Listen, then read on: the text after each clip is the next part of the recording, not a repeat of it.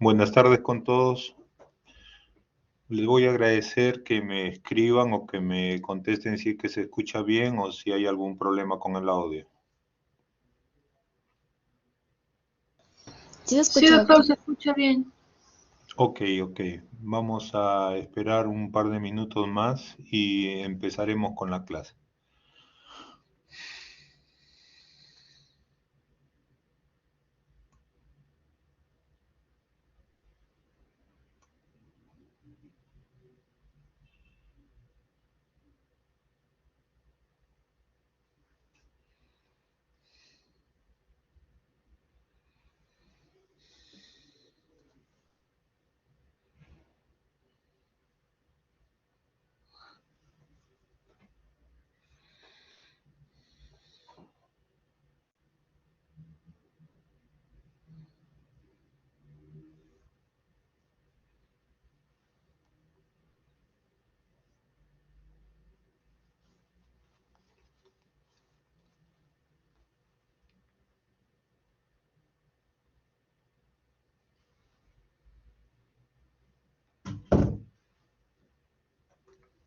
Bien, vamos a empezar con la clase. El día de hoy nos toca la clase de infecciones osteoarticulares.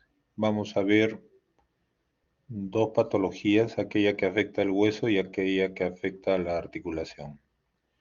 Entonces voy a proyectar en todo el campo, así que no lo voy a poder ver. Tampoco voy a poder ver si mi micro está activo o no. Si hubiera algún inconveniente, le voy a agradecer Madavi que está en la clase o Jaime que lo veo también. Escribirme por WhatsApp si es que hay algún inconveniente. Bien. Bueno, este es el Hospital Carrión para aquellos que no conocen. Hubiera sido un gusto tenerlos ahí rotando. He dicho de que vamos a hablar de dos patologías infecciosas, una que afecta al hueso y otra que afecta a la articulación. La afección del hueso se llama osteomelitis y la afección de la articulación se llama artritis séptica. Vamos a empezar con la osteomelitis. Se van a dar cuenta que en el transcurso de la clase, de las dos clases, muchas de las cosas que se dicen en osteomelitis con respecto al agente causal es muy similar en la artritis séptica. Bien, la osteomelitis es la inflamación del hueso causada por una infección. Puede ser bacteriana, puede ser por bacterias, puede ser por hongos, por parásitos o por micobacterias. Esta afecta generalmente a 1 de 5.000 niños, es un poquito más frecuente en los recién nacidos, 1 de 1.000 recién nacidos. En los lactantes y menores de 5 años se da la mayor parte de las osteomelitis, como vamos a ver después, las causadas por el ingreso por vía hematógena, o sea, llegan al cuerpo, ingresan por medio de la sangre, van hasta el hueso y lo afectan, ¿no? Porque es lógico suponer que las osteomelitis causadas por la aplicación de implantes metálicos no es muy frecuente en los niños, porque en muchos de los niños el tratamiento no es quirúrgico, sino es conservador. Pero bueno, en forma general es más frecuente en los lactantes y en los menores de 5 años. En los hombres es más frecuente en razón de 3-1. El estafilococo aureus lo vamos a repetir en estas clases, tanto en la de osteomelitis como en la de artritis séptica, hasta el cansancio, así que en eso no pueden fallar. El agente causal más frecuente es el estafilococo aureus de un 75 a un 80% de los casos. Y es más frecuente en huesos largos, principalmente en los del miembro inferior. Como ya hemos dicho, el estafilococo aureus, casi el 80% de los casos, luego le sigue el estreptococo del grupo B en 10%, el Haemophilus influenzae, la pseudomonas, que se ve en drogadictos, la salmonela, la brucela, la tuberculosis, que hay una clase el día de mañana, me parece que el doctor Rossi es el que dicta esta clase de tuberculosis y los hongos. Y algunas de las características, ahí voy a mostrar un cuadrito para hablar un poquito de en qué situaciones se presentan estos gérmenes que no son comunes, ¿no? Como algo ya habíamos anticipado, la osteomielitis tiene una clasificación y según su patogenia puede ser clasificada en hematógena aguda, que posteriormente va a llegar a la cronicidad, ¿no? Y cuya diferenciación entre hematógena aguda y crónica muchas veces es muy tenue, son solamente cuestiones de días nada más. La osteomielitis es la contigua a foco de infección. Y la tercera es inoculación directa del germen, sea esta por alguna agresión, por decir un arma blanca, un cuchillo o cualquier agresión que tenga el hueso por un elemento contaminado. No solamente en esta situación puede ocurrir esta inoculación directa del germen, sino también en algunas cirugías en las cuales se ha complicado con un proceso de tipo infeccioso, ¿no? Y según la etiología, tenemos osteomelitis que son formadores de pus y otras que no son formadores de pus. Ya hemos hablado según la evolución en diferenciarla en aguda, en subaguda y crónica. Esta diferenciación a veces no es muy evidente. Tenemos osteomelitis que pocas veces hacemos el diagnóstico en el estado agudo. Hay que ser muy acucioso para hacer este diagnóstico. Muchas veces lo hacemos por descarte y generalmente vemos la osteomelitis en el estado crónico. Vamos a hablar de la osteomelitis ahora, la más frecuente, que es la hematógena aguda, que después se cronifica en una sola entidad, ¿no? Y aquí tenemos esta clasificación de Czerny-Mader, que clasifica la osteomelitis crónica como medular, ¿no? Que es muy frecuente esta medular, solamente afecta principalmente a la zona medular, cuando se ponen dispositivos internos como los clavos endomedulares. Ojo con esto, la osteomelitis medular se produce generalmente por la aplicación de clavos endomedulares, ¿no? Se puede presentar en esos casos. También tenemos osteomelitis de tipo superficial, como aquellas en las que se pueden exponer los implantes y solo afecta a la cortical externa que está expuesta. Tenemos osteomelitis localizada en fragmentos, ¿no? En algunos casos de problemas de tipo infecciosos en el foco de fractura, en la zona donde se ha colocado un implante también puede ocurrir, o también tenemos la osteomelitis difusa, que es donde afecta en la mayor cantidad de hueso, ¿no?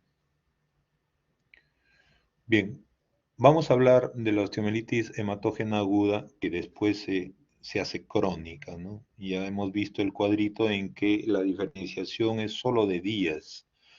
Algunas de las cosas que vamos a empezar a hablar sobre el tema, vamos a hablarlo de manera cómo se presenta en la forma aguda, pero después vamos a ver también aspectos de su cronicidad. La osteomelitis hematógena aguda es el tipo más frecuente de infección ósea, es la más frecuente en niños de menores de 5 años. Los gérmenes llegan por vía hemática y forman focos primarios metafisiarios. Vamos a ver un cuadrito de esto para explicarlo claramente y ustedes sepan cómo es la fisiopatología de esta enfermedad. La etiología va a depender de la edad, pero ya hemos dicho que el Staphylococcus aureus es el más frecuente y son factores importantes para que se instaure esta enfermedad: la malnutrición, la inmunodepresión o cualquier enfermedad de tipo crónica. Esta es la patogenia. Podemos ver que en los niños, en la zona metafisiaria, y en la mayor parte de los adultos también, pero aquí estamos viendo una metáfisis y epífisis de un niño. Se nota la zona esponjosa de la epífisis, se nota el cartílago de crecimiento, que es esta zona, y la zona metafisiaria rica en estos capilares o vasos tortuosos, ¿no? Como lo dice aquí, los capilares metafisiarios tienen carácter de rama terminal y hay dilataciones que provocan remanso de corriente sanguínea. Asemejan como los ríos que nosotros podemos ver en las selvas, los que han podido ver el Perú, que es tan bonito desde el aire, ven la tortuosidad de los ríos y en estos el caudal que ocurre en la parte principal del río tiene un flujo importante, pero en las zonas de las curvaturas ocurren remansos como zonas de menor intensidad del riego y permite que los peces vivan ahí. De tal manera que algo parecido ocurre con los gérmenes que llegan por vía sanguínea y aprovechan estos remansos para colonizar esta zona del hueso, ¿no? Por otro lado, se ha detectado que a este nivel hay disminución de la fagocitosis y eso va a ser uno de los factores para el cual los gérmenes tengan la posibilidad de quedarse y colonizar esta zona. Cuando el germen llega, se adapta, se acopla al hueso y hay bacterias que se fijan individualmente y muy fuerte en esta zona del hueso. Posteriormente, la población bacteriana va a crecer y se va a formar una biocapa. Y estas bacterias que están en la parte más externa tienen características diferentes, aunque son de la misma estirpe, de aquellas que están pegaditas al hueso. Entonces, esto explica por qué es que esta enfermedad es el talón de Aquiles de todos los traumatólogos. A cualquiera de nosotros se nos puede presentar algún tipo de complicación, pero una complicación que nos mortifica es la osteomelitis, porque muchas veces es muy difícil de erradicar.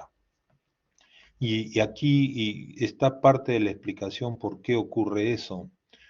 Acá lo dice claramente, las bacterias que están en el lado externo tienen un estado metabólico muy activo, se paran duplicando, etcétera, y como tienen esta vida, de esta forma de ser estas bacterias, los antibióticos son susceptibles para este tipo de población, pero para aquellas bacterias que están pegaditas a la superficie del hueso, que son bacterias que tienen un estado de inactividad energética, o sea, se multiplican pero muy lentamente, entonces esta situación las hace que sean resistentes a los antibióticos. Por eso es que la osteomelitis es una complicación temida por todos los traumatólogos. Cuando se instaura una osteomelitis es muy difícil de erradicarla, ¿no? Esto es lo que ocurre, ya el germen se ha procreado, se ha instalado en la zona metafisiaria y va a producir lo que conocemos como un absceso metafisiario, porque está en la metáfisis. Este es el esquema de un hueso de un niño, como ven aquí el cartílago de crecimiento, que es por donde los niños, en algún momento nosotros hemos sido niños, hemos crecido, ¿no? Sin esta característica del hueso no hubiéramos podido crecer. A veces le digo siempre a mis alumnos que un niño no es un adulto chiquito, ¿no? Porque lo vemos que pareciera que fuera un adulto. No, un niño es un niño, tiene características diferentes, es un hueso que está constantemente en crecimiento y tiene para esto una zona de crecimiento que no la podemos afectar, ¿no? Entonces, cuando hacemos cirugías tenemos mucho cuidado de esta zona de crecimiento y aquí el absceso que se forma se está formando en la zona metafisiaria,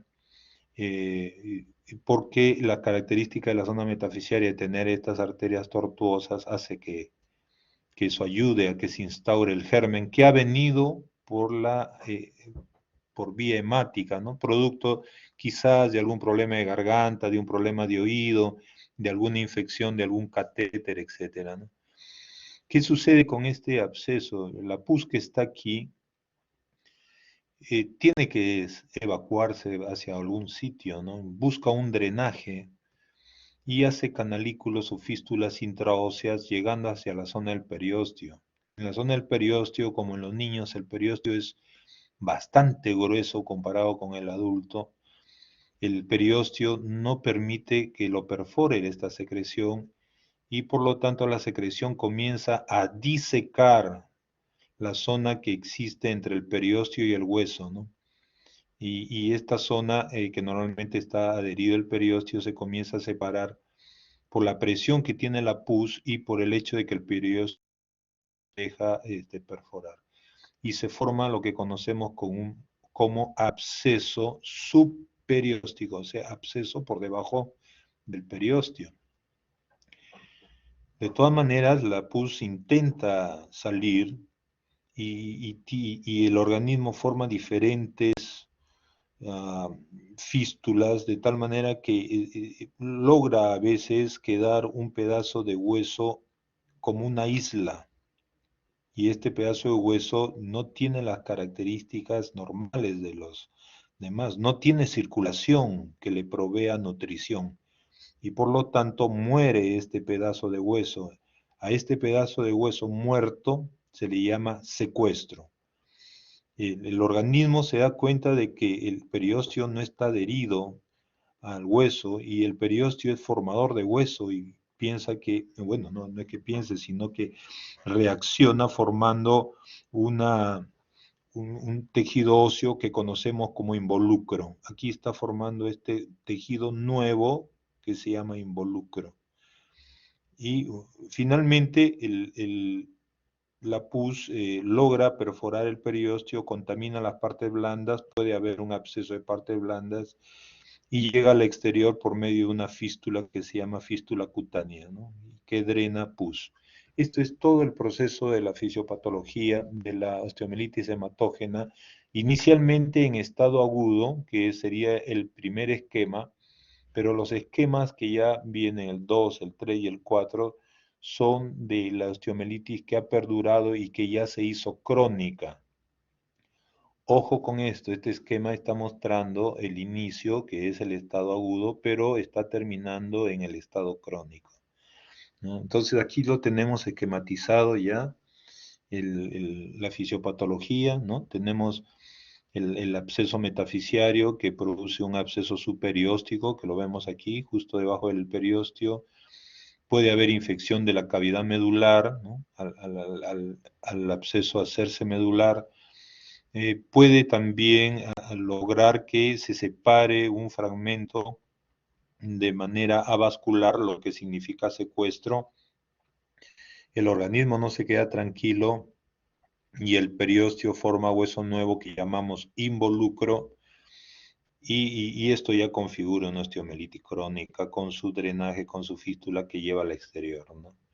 Entonces, el involucro, el secuestro, el involucro ya son parte de una osteomielitis crónica y el absceso metafisiario, incluyendo probablemente hasta la aparición del absceso subperióstico, nos está hablando de todavía en estado de agudo, ¿no? Aunque ya el absceso subperióstico ya viene a estar casi en la etapa muy cercana al proceso crónico. Bueno, nuevamente ocurre bacteriemia, ya hemos dicho, producto de alguna infección del oído, de la garganta, generalmente en los niños es el oído, en niños pequeñitos hospitalizados es por catéteres.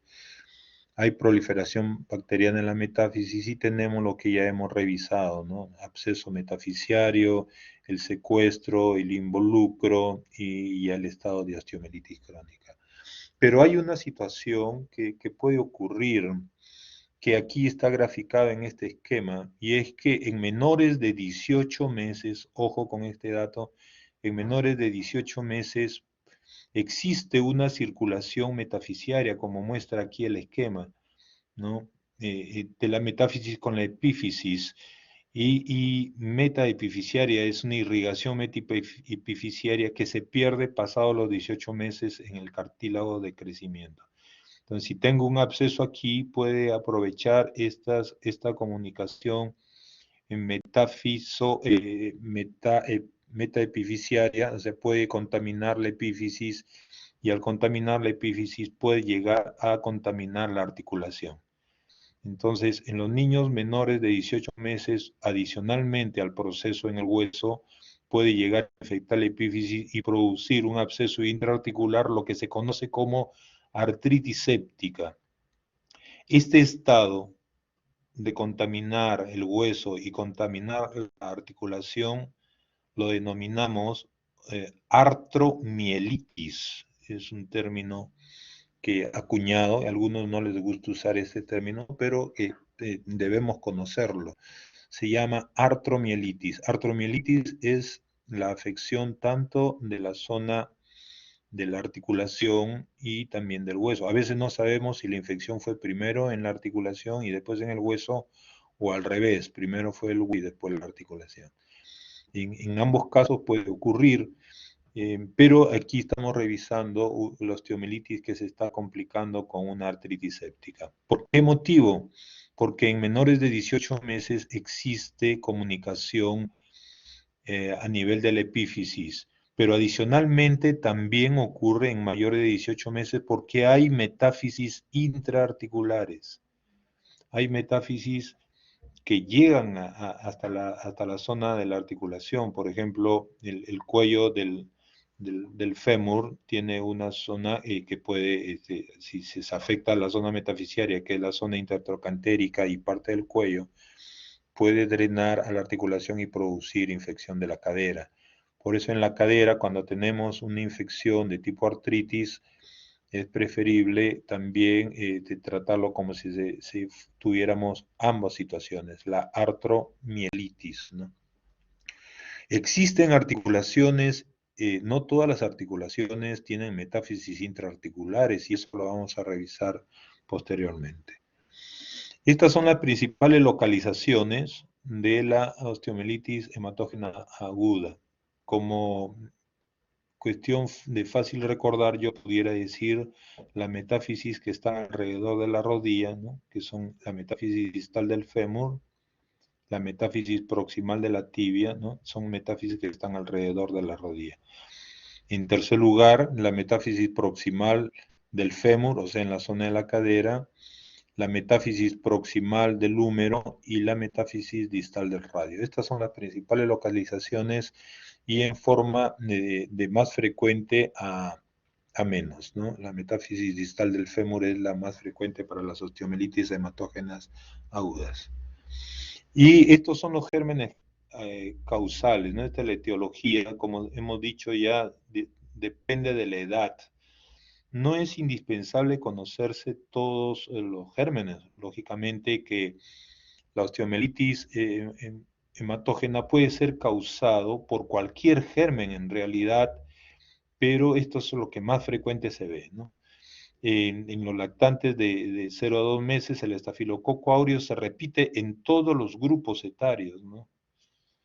En todos los grupos, de tal manera que ya hemos dicho de que el estafilococo está en 75 hasta un 80% de los casos. Algunos gérmenes que debemos tener en cuenta, por ejemplo, los bacilos gram negativos en los niños pequeñitos y la cándida, lógico que puede haber algún tipo de contaminación en el proceso del parto, sea con los hongos que pueden encontrarse en la vagina, o sea, porque en el momento muchas veces del parto natural, vía vaginal, hay eliminación de heces y esto puede contaminar a los niños también, por el pujo que hace la madre tan intenso en el proceso del parto vaginal. En los niños de 2 a 5 meses, como hemos dicho, el estafilococo está en todos, es el principal. Deberíamos recordar siempre al Streptococcus pyogenes y al Pneumoniae y al Haemophilus. Y en los niños mayores de 5 años, no solo en los niños mayores, sino en los adolescentes y en los adultos, recordar que se puede presentar la Neisseria gonorrea, que antes era muchísimo más frecuente, que se da por el inicio de las actividades sexuales en los jóvenes, ¿no? Bien, esto es lo que tenemos, esto es lo que les dije, que había un cuadrito para asociar ciertas situaciones adolescentes con la Neisseria gonorrea. No significa que el adolescente no tenga otro tipo de germen, no, sino significa que en esta edad se ve un poco más de este tipo de etiología en este grupo de pacientes. Los que sufren de anemia a células falciformes, la salmonela, los niños inmunodeficientes, pues los hongos, los parásitos y las micobacterias pueden afectar.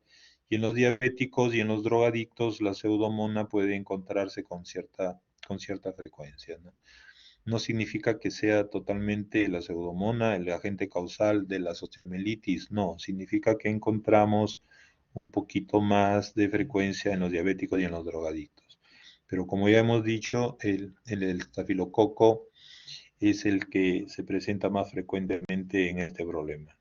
¿Cómo hacemos el diagnóstico? Por medio de lo que tenemos al alcance, la clínica, vamos a ver en qué nos ayudan las imágenes, en qué nos ayuda el laboratorio y el diagnóstico microbiológico directo.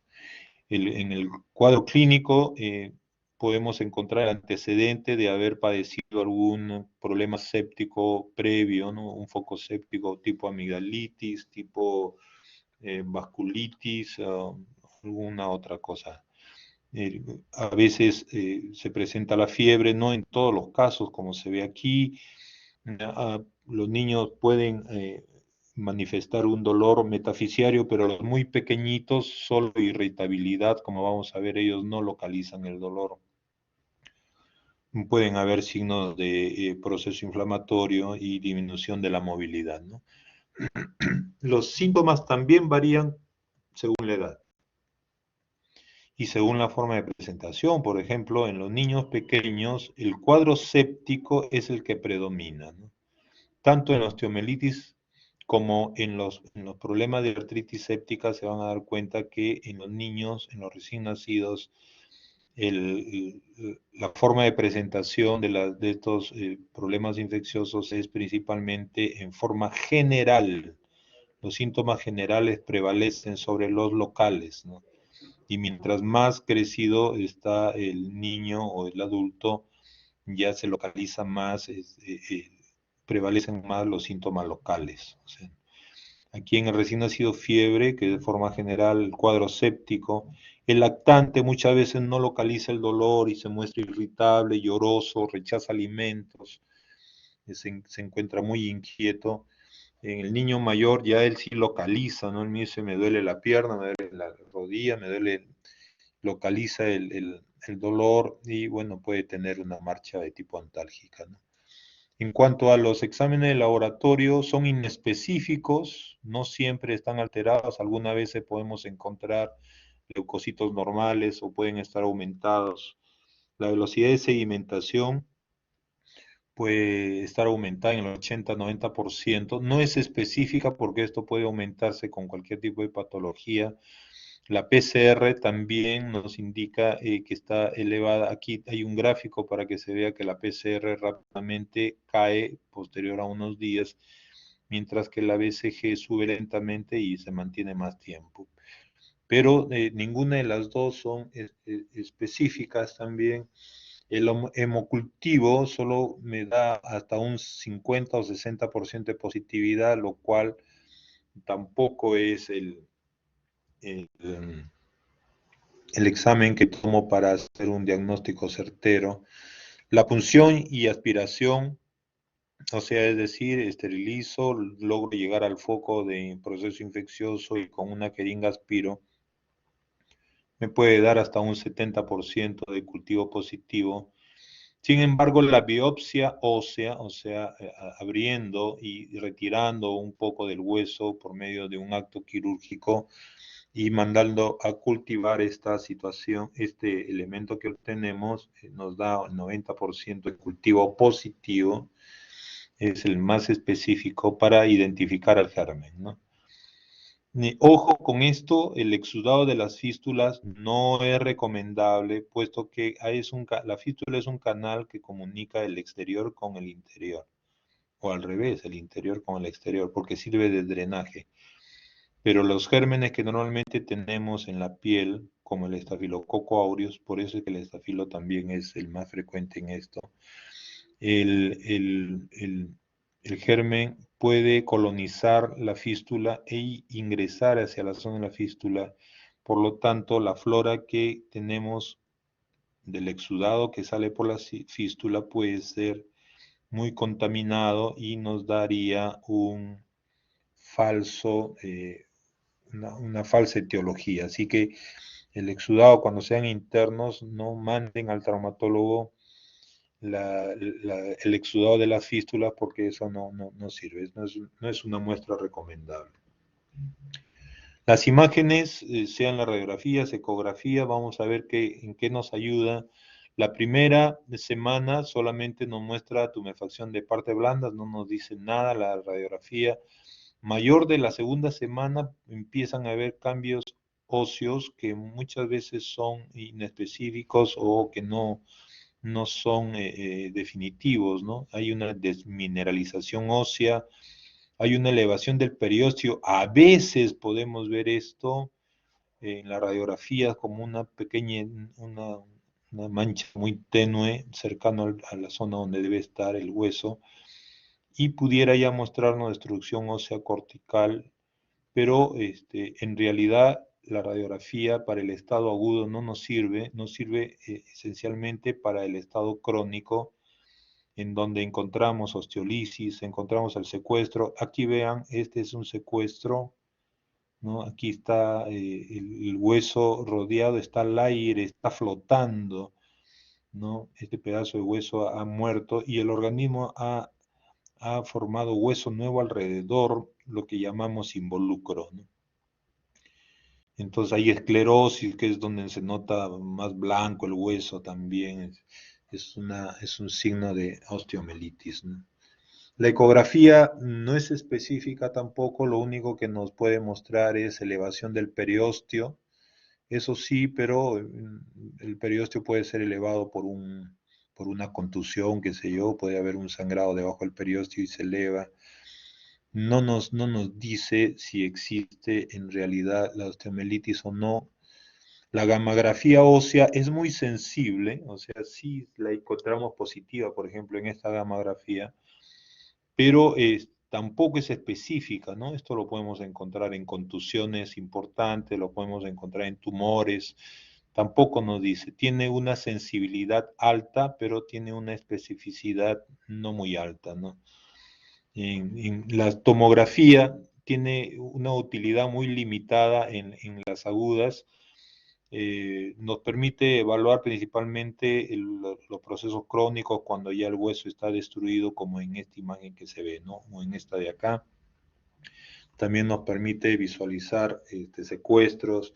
La resonancia nos permite ver la afección de las partes blandas, por ejemplo, ¿no? Aquí edemas a veces que ocurren, pero quizás en ojos bien entrenados pudiera tener una especificidad de un 96%, pero la, la TAC y la resonancia pudieran revelar edema, daño medular, muchísimo antes que la radiografía, ¿no? Aquí hay la comparación entre una radiografía que no nos muestra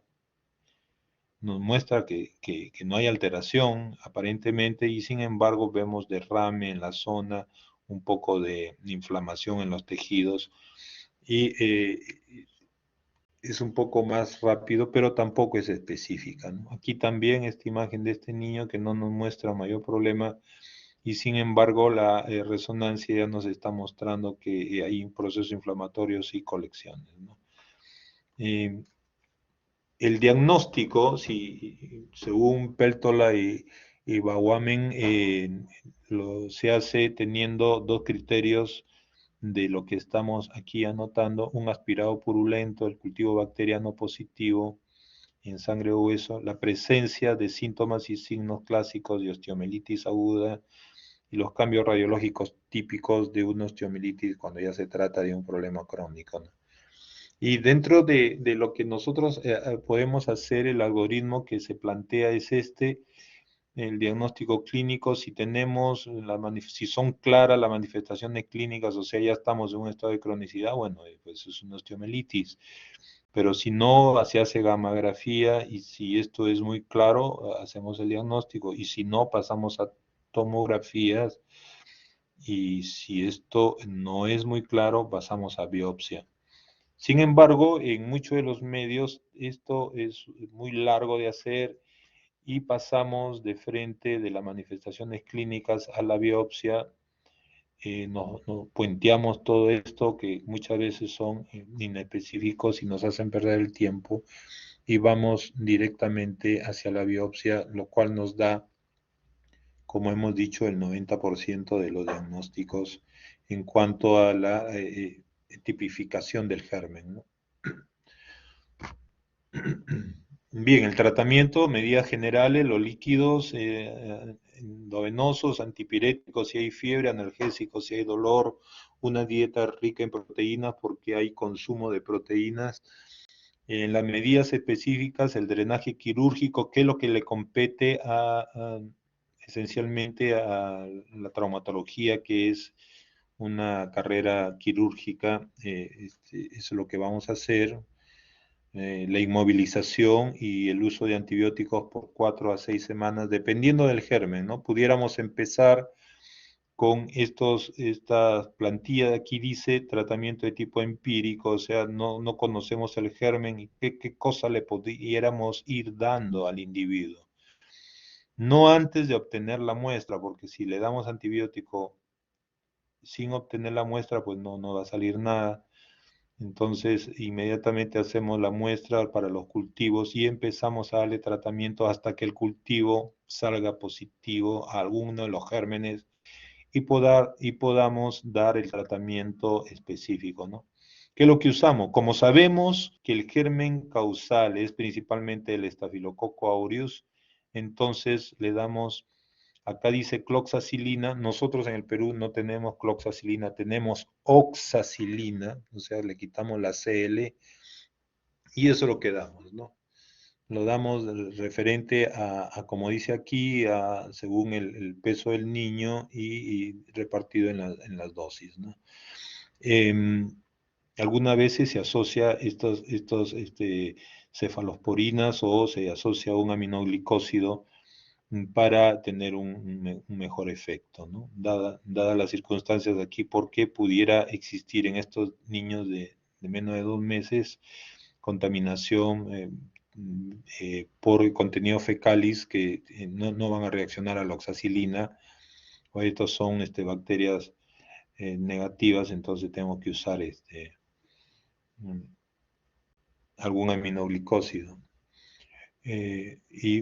Bueno, pero esencialmente en la mayor parte de los pacientes damos oxacilina, entonces ustedes ya saben si tienen una osteomelitis y posteriormente van a ver que en las artritis también se hace lo mismo. El tratamiento empírico, o sea, el tratamiento sin resultado del cultivo y antibiograma es en base a oxacilina, ¿no? En algunos casos específicos, como en Salmonella y en Pseudomonas, tenemos pues nuestros gérmenes que son evidentemente, perdón, los antibióticos que van a matar a estos gérmenes y en algunas situaciones especiales también tenemos el uso de algunos antibióticos específicos para eso. Aquí vamos a ver un video que está muy rápido, vemos la cavidad articular por cuestiones de tiempo, aquí está la tomografía, nos muestra la fístula, ¿no? Este es el acto quirúrgico, está más rápido por cuestiones de tiempo, se ha localizado, se ve cómo sale la pus de la fístula y lo que se hace es una incisión a esa zona. Yo prefiero hacerle un losange, o sea, quitar los bordes de la fístula antes de contaminar todo. Con el cincel está haciendo una ventana, que es un cuadradito, con la intención de obtener lo que está dentro y cultivarlo, ¿no? Entonces eso se cultiva, se obtiene una muestra de ello, y posteriormente se hace un lavado con soluciones salinas, con soluciones fisiológicas, con cloruro de sodio, bueno, lo que se tenga, y se lava y se lava. Aquí se mete una cucharita que se llama cureta, y se está colocando estas esponjas que son absorbibles que contienen antibiótico. Entonces, se deja ahí para que el antibiótico actúe localmente. Antes no teníamos, ahora sí ya han llegado estas esponjitas que se pueden colocar directamente, ¿no? Algunos colocan perlas, que es cemento mezclado con antibiótico, y posteriormente se coloca aquí se está retirando la pared de la fístula, ¿no? Porque eso está contaminado. Se cierra la herida y se ha puesto un dren acá para que drene si es necesario y se inmoviliza. Bien, estos son los diagnósticos diferenciales: la artritis séptica, la celulitis, la tromboflebitis, los tumores de Ewing o osteosarcoma, como vamos a ver en la clase que hace el doctor Salier, que es una clase muy interesante de tumores. En algunos casos, algunas imágenes tumorales tienen el aspecto de osteomielitis, no de la aguda, pero sí de la crónica. Ya hemos dicho que el tema aquí es aguda, pero flechita crónica, ¿no? Estamos hablando de las imágenes en crónicas. Ya hemos dicho que las imágenes radiológicas, cuando aparecen de la osteomielitis en la hematógena aguda, no hay casi imágenes, pero sí podemos ver los cambios que ocurren en el hueso cuando ya se ha cronificado. Bueno, fracturas por estrés, la fiebre reumática también es la artritis reumatoidea, y todas estas son diagnósticos diferenciales. Las complicaciones de la artritis, de la osteomielitis, es una artritis séptica, como ya dijimos. En algunos casos, ¿en qué situaciones? En dos situaciones: en los menores de 18 meses, en cualquiera de las epífisis, de las metáfisis, y en las metáfisis que son articulares, que vamos a ver de aquí a continuación. Puede ocurrir todas estas complicaciones. Las tardías son la osteomielitis crónica, que no es una complicación, en realidad es el seguimiento de la aguda que se hace crónica. La debilidad de la osteomielitis puede llevar a fracturas, a deformidades o alteraciones del crecimiento también. Y algunas formas especiales que hay que repasar, que son el absceso de Brody, la osteomielitis esclerosante de Garré y la osteomielitis albuminosa de Ollier, cada una en un slide, que son estados de osteomielitis subagudos, o sea, no son osteomielitis floridas, ¿no?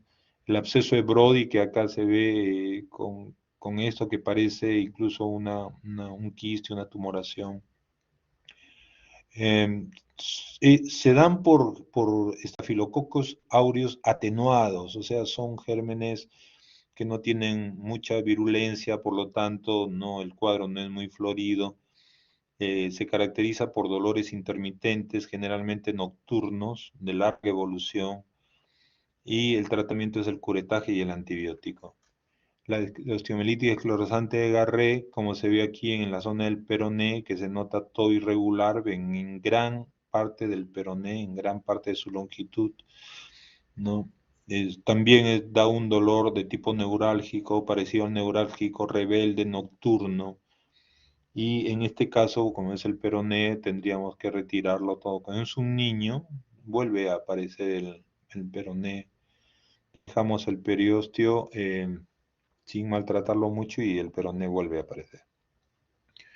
Y en las osteomielitis, en las osteoperiostitis albuminosa de Ollier, que es esta, que se trataría de un absceso subperióstico, pero en la calota, ¿no? En la zona del cráneo. Y nosotros no vemos esto, yo no he visto hasta ahora, pero lo estamos refiriendo. Seguramente que los neurocirujanos tienen la posibilidad de ver esta osteoperiostitis albuminosa de Ollier, que se caracteriza por un contenido amarillo filante aquí, y que el tratamiento es, cortar y que esto se drene, ¿no? Bien. Bueno, hasta aquí la primera parte de la clase, y inmediatamente vamos a hacer la segunda, que es la artritis séptica, y vamos a ver que muchas de las cosas se repiten, ¿no? La artritis séptica es la inflamación de una articulación causada por microorganismos piógenos que provoca una reacción inflamatoria, una supuración y destrucción articular. La artritis séptica va a ser una de las emergencias que tenemos en la traumatología. En la traumatología tenemos pocas emergencias. La más importante de todas probablemente sea las lesiones de pelvis en los politraumatizados, ¿no? Pero ese es un tratamiento de tipo conjunto con otras especialidades. Si la pelvis es la causante de la hipovolemia, nosotros tenemos que sujetarla para evitar que esta sangre, por medio de algún aparato tipo un fijador externo, qué sé yo, un control de daños, lo que llamamos control de daños, ¿no? Y la otra de las complicaciones es el del síndrome compartimental, donde si no hacemos un diagnóstico adecuado, ese sujeto va a terminar en una amputación y probablemente con una demanda de mala práctica o de negligencia, entre comillas, que es posible que en la época de ustedes sea muchísimo más frecuente que en la época en que nosotros hemos trabajado. Okay. Quizás las demandas por esta situación sean muy serias en el futuro y tienen que estar atentos a el síndrome compartimental. Es muy fácil de diagnosticar y de solucionar inicialmente con cuestiones simples, ¿no? Que es la fasciotomía en la cual se abre y se deja abierto y nada más. Y, y esto le salva la extremidad a los individuos, pero ojo con eso. La tercera complicación que pudiéramos decir son las luxaciones de las grandes articulaciones, ¿no? Tipo la cadera, pero principalmente la rodilla. Ojo con la luxación de rodilla. Cuando tengan una luxación de rodilla, pongan muchísima atención. Entonces, yo diría de forma común, como dicen, que se les paren los pelos a toditos cuando vean cuando el paciente refiere que se ha luxado la rodilla, porque eso puede implicar un daño en la arteria poplitea que inicialmente a veces no se reconoce y que puede dar problemas posteriores. Tú mandas al paciente a su casa porque ya está resuelta la luxación y sin embargo puede producirse una gangrena por lesión de la arteria poplitea, o la arteria poplitea está inmediatamente atrás de la zona ósea. Cuando ocurre una luxación puede dañarse la arteria, ¿no? La otra complicación es las fracturas expuestas, esencialmente hablando de los miembros inferiores, ¿no? De pelvis, porque la de pelvis sí pues es muy peligrosa, puede llevar al exitus, al, al a que el paciente fallezca, no solamente por eso, sino por el politraumatismo. Pero las fracturas expuestas de las extremidades, porque potencialmente puede acarrear una morbilidad futura, ¿no? Que es la osteomelitis, ¿no? Las osteomelitis o gangrenas que puedan presentarse, infecciones severas en el foco, como lo dijo ayer, me parece el doctor, en las complicaciones que habló de las gangrenas que se pueden presentar en esos casos, ¿no? Y, eh, y la artritis séptica también, no porque ponga en riesgo la vida, no, sino porque pone en riesgo la articulación. Si esta no es diagnosticada a tiempo, va a haber daño de la articulación y el daño de la articulación es, no es compensable, como vamos a ver después. Ojo con este tema. Esas son las grandes complicaciones que tiene la traumatología. El resto se pueden manejar de forma diferida, ¿no? Bien. La artritis séptica es más frecuente que las osteomelitis, es más frecuente en lactantes en niños menores de 3 años. Los hombres somos más afectos en razón de 2-1.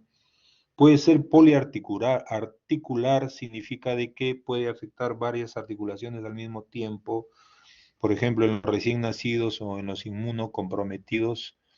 Nuevamente, el estafilococo aureus, en la mayoría de los casos, es más frecuente en la rodilla, tobillo y cadera, como vamos a ver, pero ojo, en forma general es más frecuente en las rodillas, en todas las poblaciones. Pero en los niños pequeños la cadera es el 80% de los casos. Esto no confundirse, si la pregunta dice claramente en niño pequeño, es cadera la más frecuente. La artritis gonocócica igual se puede presentar más en mujeres porque la gonococia en mujeres no da mucha sintomatología como en el varón y puede pasar desapercibida y por eso el germen puede llegar a la circulación y contaminar el hueso. En este caso sí ganaron las mujeres por ausencia de sintomatología. En cambio, la gonococia en el varón produce mucha irritación en el meato, en la zona uretral del pene y la secreción es muchísimo más evidente que en las mujeres, ¿no? Es de buen pronóstico esta enfermedad si es que el tratamiento se inicia a los 3 días. Veamos, ya hemos visto este esquema, ¿no? En los niños menores de 18 meses la artritis séptica acompaña frecuentemente a la osteomielitis. Bueno, se puede contaminar la articulación, puede contaminar la zona epifisiaria y al mismo tiempo, debido a que existen estos vasos, hacer el camino contrario a lo que dijimos en la osteomielitis, ¿no? De la articulación a la epífisis y de la epífisis a la metáfisis. Estas son las causas, las enfermedades que más frecuentes nos pueden llegar a producir artritis séptica, la otitis, los catéteros, la meningitis, puede ser amigdalitis también, o osteomielitis adyacentes, como ya se dijo en la anterior clase, ¿no? Estas son las metáfisis intraarticulares, lo que quedaron pendientes de revisar en la osteomielitis, ¿no? Estas metáfisis, como ven, miren dónde está el absceso superióstico que normalmente drena hacia el exterior, drena hacia el periósteo y lo levanta, produciéndose el absceso superióstico que hemos hablado y después sale al exterior sin comprometer la articulación. Pero también existe el camino de irse, de que esta metáfisis sea una metáfisis intraarticular. Aquí vemos en el esquema, esta zona de aquí es metáfisis intraarticular, miren hasta dónde llega la cápsula, y en este lado la cápsula son de las metáfisis que no son intraarticulares, en la mayoría de los huesos. Entonces, pero aquí en este caso la cápsula llega a la zona metafisiaria, por lo tanto el absceso cuando se drena, el absceso drena hacia la articulación y la contamina. ¿Cuáles son esas metáfisis intraarticulares? Esto fue pregunta de examen. Proximal del húmero, proximal del radio, proximal del fémur. 3 proximales: húmero, radio y fémur, y la distal de la tibia. En estas metáfisis puede ocurrir contaminación, la que llamamos al final artromielitis, ¿no? Contaminación de la articulación y del hueso. Muchas veces, como hemos dicho, no sabemos cuál es el inicio, si empezó la infección acá y contaminó la zona metafisiaria, ¿no? Muchas veces no lo conocemos. Pues, ¿qué ocurre entonces con respecto a la patogenia? Ya el germen lo tenemos vía hematógena, puede venir vía hematógena, puede ser una extensión local, es una celulitis, una infección a nivel de la zona cercana a la articulación y esta meterse en la articulación, la infección y producir el proceso artritis infecciosa, o puede ser por inoculación directa, por los procedimientos, ¿no?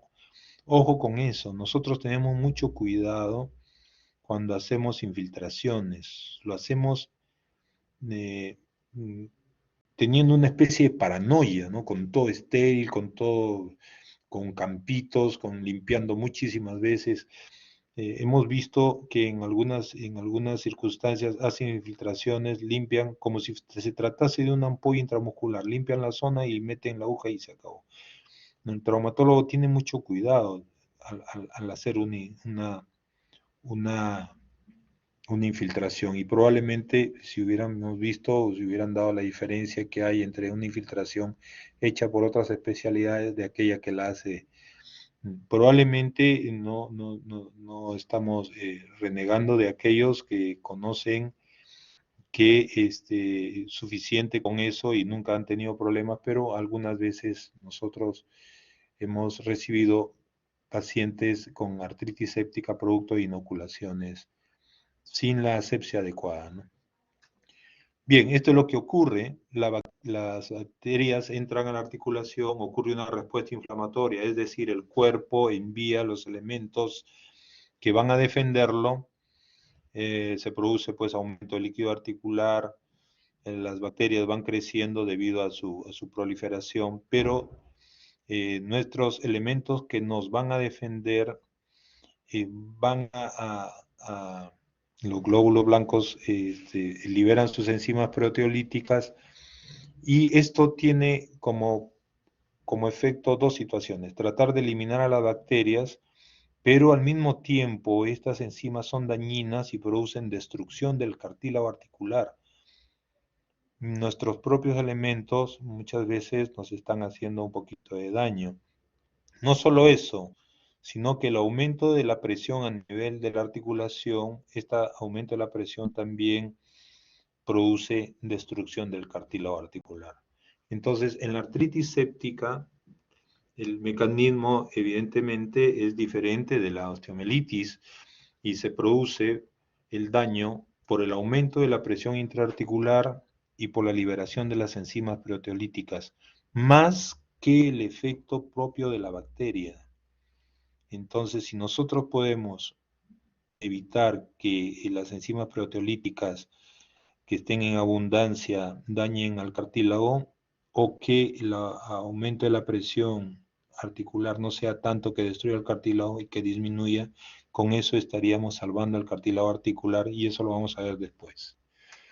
Bien, aquí es el paso, aquí está de la destrucción articular, aquí se ve que el cartílago está bien, aquí se ha despulido y la consecuente artrosis con invalidez en la articulación, ¿no?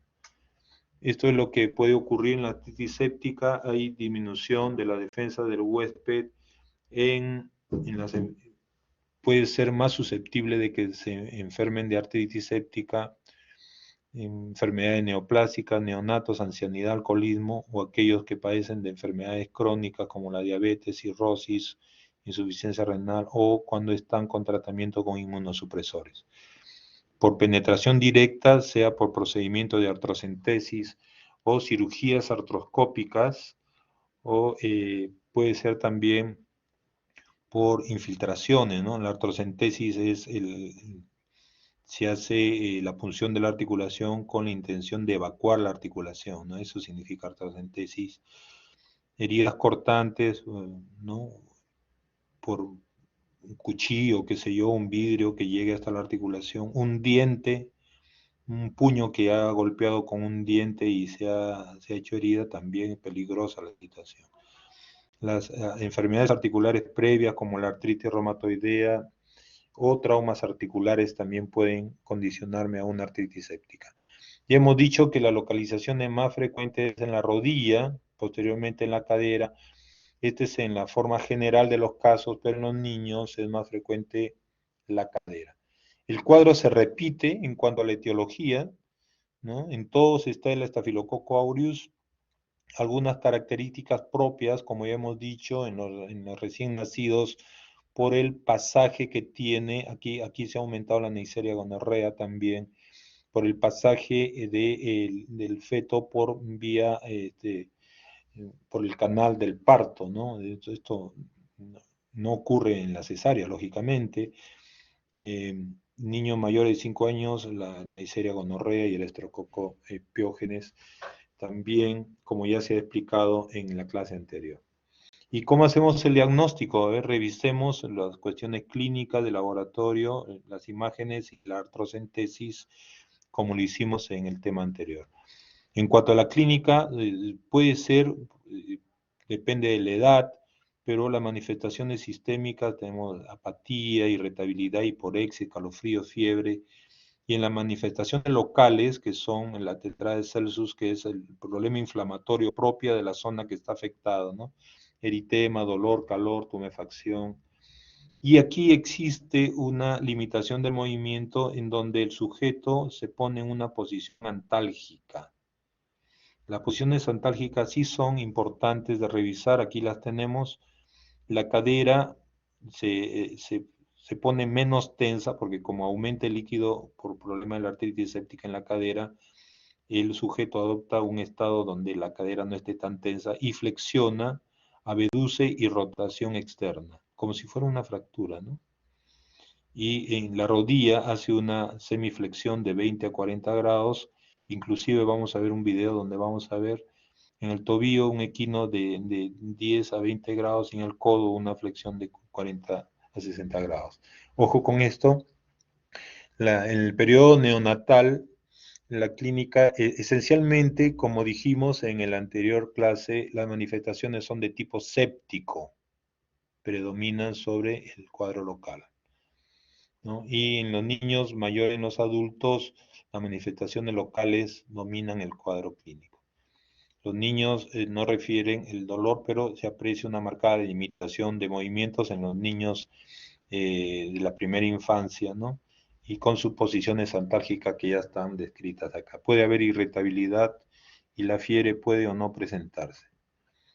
Y con respecto al laboratorio también tenemos una cuestión inespecífica, muy semejante a la osteomelitis, ¿no? Leucocitos aumentados en 60%, la velocidad de sedimentación igual, la PCR también en las primeras horas, pero después disminuye, y el hemocultivo también en 50-60%. La radiología tiene una sensibilidad del 90%, pero los signos, aquí tenemos los signos sucesivos. No significa que todo esto se vea al mismo tiempo, estos son signos sucesivos. Perdón. Edema periarticular, aumento del espacio articular, derrame en la cadera se ve como luxada, eh, disminución del espacio articular posteriormente, eh, debido a que hay condrólisis, destrucción ósea, como se ve aquí en la cabeza, dimineralización, irregularidad del contorno articular y destrucción progresiva articular.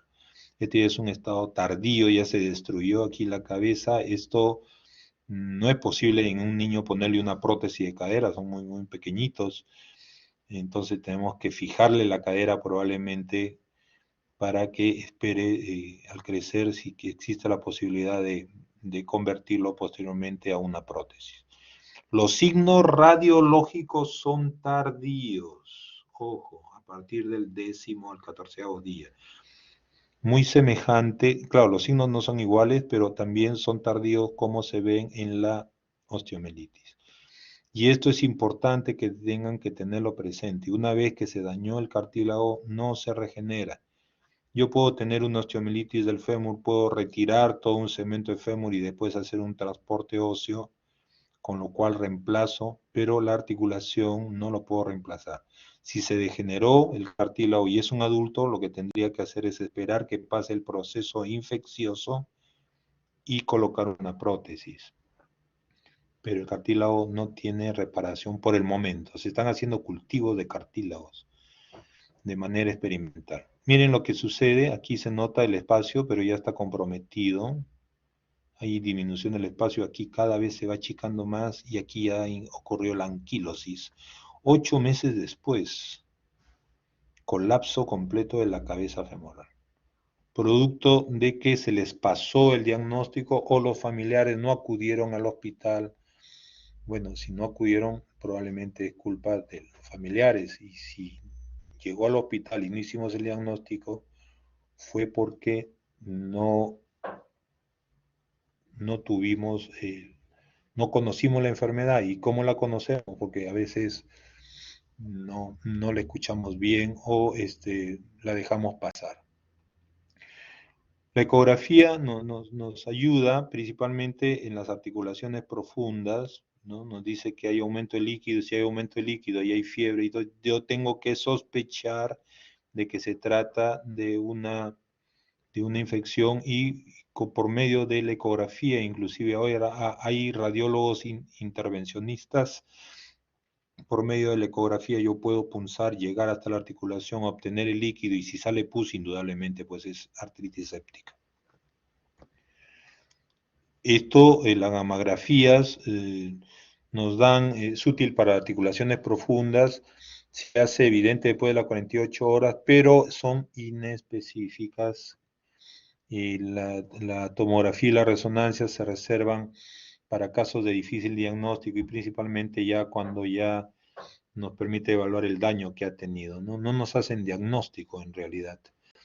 Esto sí nos hace diagnóstico la artrocentesis, o sea, punzar la articulación y obtener. Aquí se está punzando un individuo, un paciente que tuvimos, el cual lo punzamos y se encuentra este líquido, ¿no?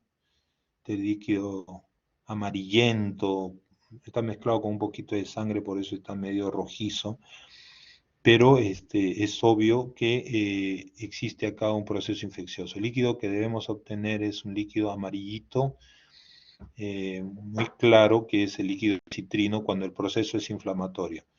Cuando la articulación no está afectada de nada, pues no hay derrame articular, obviamente.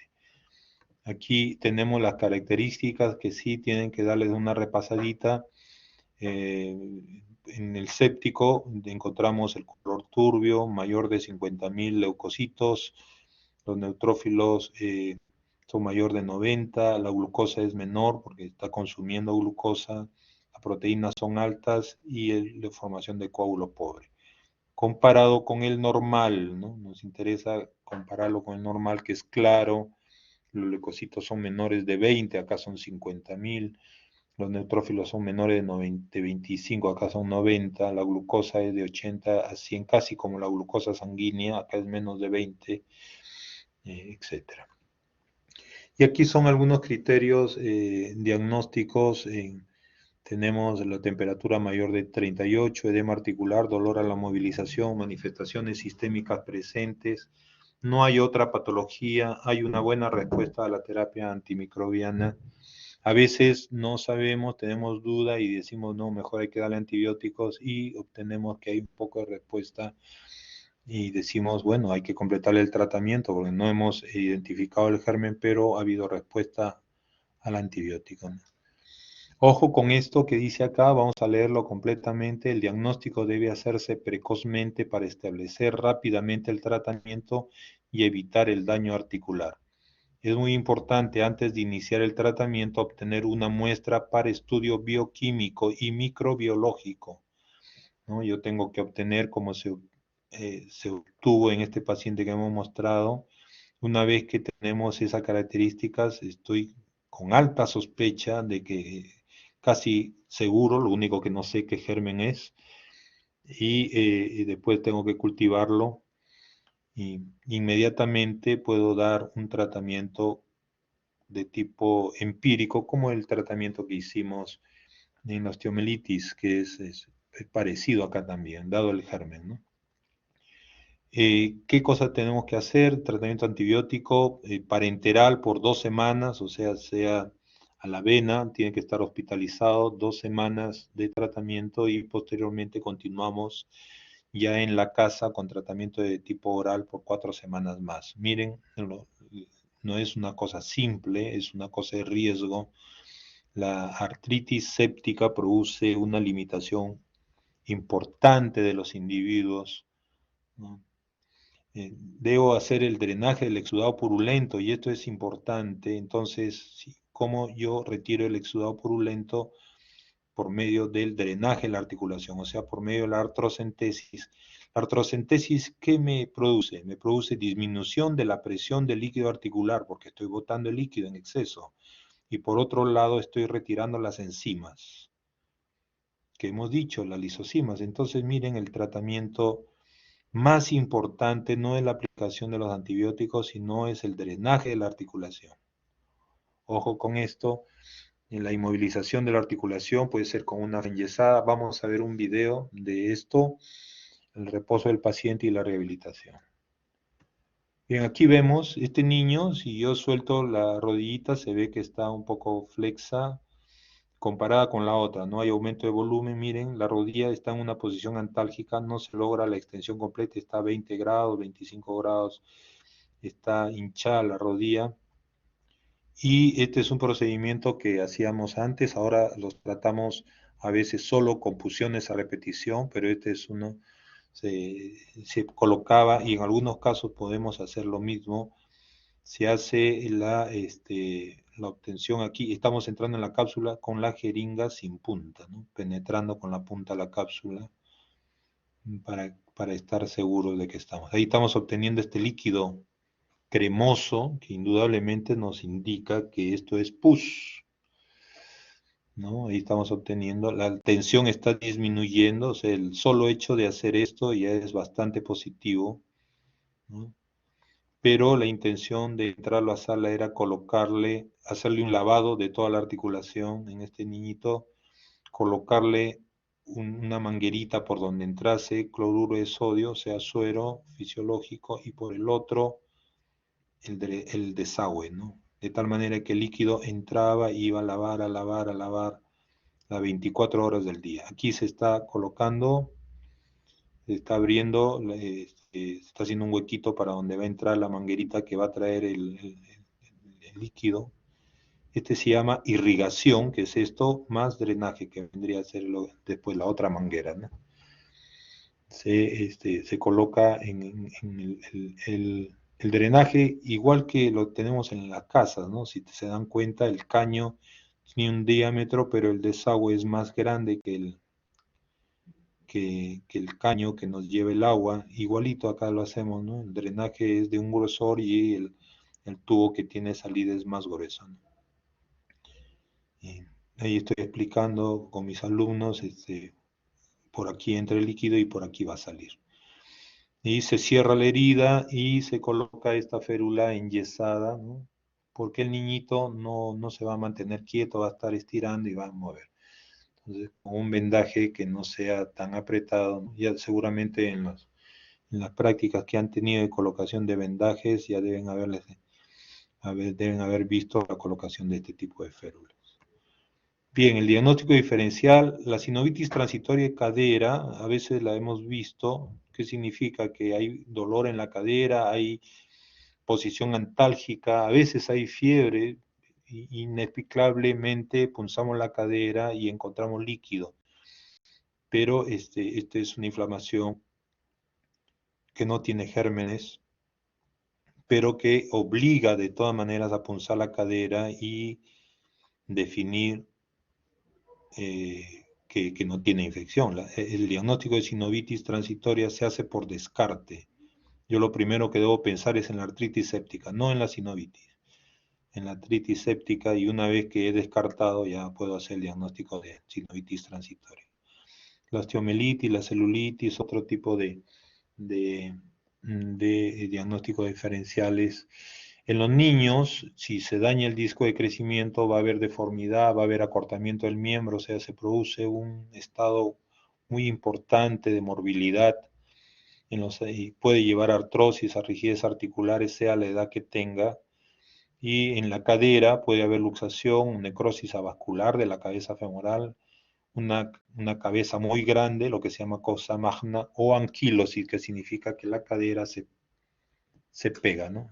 Estos son los factores de mal pronóstico. Iniciar el tratamiento después de 5 días, la edad menor de 1 año, infección de articulaciones, de varias articulaciones, cadera-hombro, si hay osteomelitis, si hay compromiso en más de 4 articulaciones, si hay inmunodeficiencia o un estado de malnutrición, ¿no? Y esto es el caso de una joven que tenía un problema de cadera. Miren cómo drena la pus, ya había llegado a una fístula. Esta joven hizo un problema de cadera que posteriormente afectó la zona de las partes blandas y salió hacia el exterior. No caminaba cerca de 5 años y nosotros le propusimos una limpieza quirúrgica con artrodesis. Tenía 21 años en ese momento. Pudiera ponerse prótesis, pero el riesgo de infección es muy alto, y hicimos la artrodesis aquí con el fijador externo. Esta chica no caminaba 5 años, posteriormente caminó, actualmente está gestando. Me ha comunicado ella que ya está gestando y se le cambió la vida porque estuvo mucho tiempo acostadita. Su caminata era muy difícil. Y esta es otra joven de 15 años con una secuela de artritis séptica. Estas ya son secuelas. Miren lo complicado que te da no reconocer la infección. Estos son estados posteriores a los procesos sépticos para que vean lo importante que es hacer el diagnóstico, ¿no? Esta joven se para así no porque es detallosa, sino porque esta es la posición que adopta su cadera. Van a ver en algún momento la marcha. Esta cadera está anquilosada en flexión. Aquí sirve la maniobra de Thomas. Seguramente ya la han revisado ustedes en sus prácticas. La maniobra de Thomas es flexionar la cadera sana sobre el abdomen y ver cómo está la otra cadera, ¿no? Y aquí vamos a ver el Thomas. Aquí está el Thomas, ¿no? Estamos flexionando la cadera sana y vemos de que esta es la posición que adopta la extremidad. La extremidad no se puede, no queda abajo, no queda apoyada en la cama como normalmente debe ser. Si ustedes no han revisado esta maniobra en sus prácticas, bueno, háganlo con alguno, de repente le piden a su mamá, a su hermanito y hagan esta maniobra. Flexionan esta cadera y se van a dar cuenta que la otra cadera debe permanecer en la cama. Si no permanece en la cama, hay una contractura. En este caso, la contractura era una contractura fija a 70 grados. Entonces, imaginen que la cadera está a 70 grados, ¿cómo va a caminar esta joven, ¿no? Y esto es lo que encontramos, este es el momentos previos a la operación. La rodilla también tenía menos 10 grados, o sea, no llegaba a los 0 grados, que es la extensión de la rodilla. Le faltaban 10 grados para extender totalmente. Y la flexión de la rodilla llegaba a 110, puede ser un poquito más, 120 hasta 130, pero bueno, 110 no es malo la flexión, pero estaba en rotación, en esta rotación que se ve aquí, rotación interna. Bueno, y esta es la imagen radiográfica que nos muestra el, la lesión ya. Había tenido 2 años antes. Pensamos separar la cadera, pero era muy difícil entrar y separarla para atravesarla en otra posición, así que decidimos tratar la distancia. Le hicimos un corte en la zona metafisiaria. Con eso quitamos un poco de las rotaciones, hicimos un poquito de abducción, pero lo dejamos un poquito en flexión porque la cadera, la posición que debemos dejarle es un poquito en flexión, pero no tanto como la que ella tenía, ¿no? Entonces, y le hicimos una fractura para corregir. Y esta es otra joven que también ya tiene su bebito. Eh, eh, Fueron casi al mismo tiempo que la otra joven, pero ella tuvo un bebito antes. Y este ya es en el acto operatorio. Miren que ya la cadera ya se puede apoyar en la cama, ¿no? Y aquí estamos cerrando.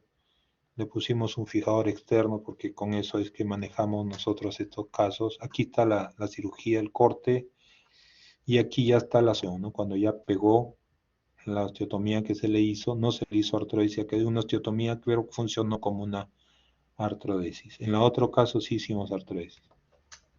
Esta es la joven, cómo llegó al consultorio, ¿no? Esa era su forma de caminar y esta es la forma que camina, inclusive ahora actualmente también lo hace. No es totalmente diferente la forma de caminar. No le hemos puesto prótesis y tiene una gran marcha. Eso sí, vean que al sentarse como que se chorrea en el asiento, la cadera no es móvil y está un poco en semiflexión, por eso es que no puede ya poner sus glúteos, no puede pues flexionar la cadera, entonces está y tiende a hacer esta maniobra, ¿no? Bueno, pero al final la diferencia es bastante importante, la calidad de vida ha mejorado sustancialmente, ¿no? Bueno, si tienen alguna pregunta,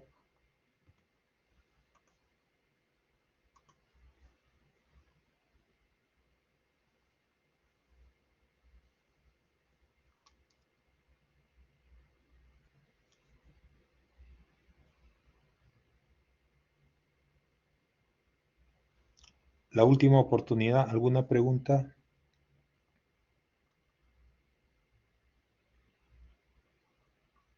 ¿Aló? Al parecer no hay preguntas, doctor. Todo claro. No hay preguntas. Muy bien. Bien, eso es todo. Estudien bastante. Con mi grupo nos vemos mañana temprano. Hasta pronto.